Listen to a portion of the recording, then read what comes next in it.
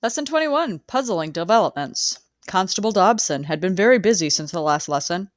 He has discovered Lord Loudmore's fingerprints were found on the revolver on the floor. The bullet found in the mantelpiece was fired from the revolver on the floor. The bullet in Lord Loudmore was from an unknown revolver. Meanwhile, Lord Loudmore's sister, Lucille, has arrived, but she doesn't seem very upset. Lucille Loudmore. Oh, so he's dead, is he?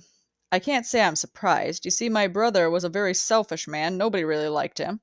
He was always scheming to get what he wanted, and would stop at nothing to get it. It seemed like all he ever did was collect these figurines. You can see them all over the house.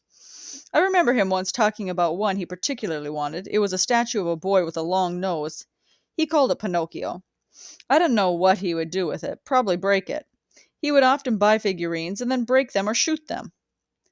What should Constable Dobson do next? Constable Dobson should look more closely at David McClure because he was never seen leaving the residence. Denise F. David McClure, me? What? Why, I only came over for dinner. Lord Loudmore showed me his collection of figurines, then I left. That was about 10 o'clock. I hope he ain't suspectin' me o' the crime. I hardly knew the man. I only met him at an auction. He invited me to his house to see some o' his figurines. I came over to see his collection, that's all. I left through the back door. Constable Dobson should question Martha about the presence of the two guests. What did they talk about? Susan F. Martha the housekeeper. Goodness, I never listen through the doors. That would be most improper. Besides, they didn't talk about anything interesting, just the weather, figurines, and such. Mr. McClure had brought a figurine, and the lord offered to buy it. Most boring. I would never care to listen to such boring conversations. Constable Dobson. Did Lord Loudmore buy a figurine from David McClure?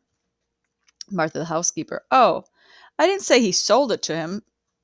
Mr. McClure refused to sell. Lord Loudmore came into the kitchen where where I was washing the dishes, and he told me to take the rest of the night off, so I went home.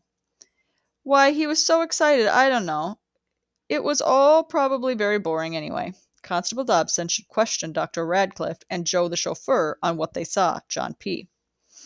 Dr. Radcliffe. Yes, Lord Loudmore offered to buy a figurine from Mr. McClure last night.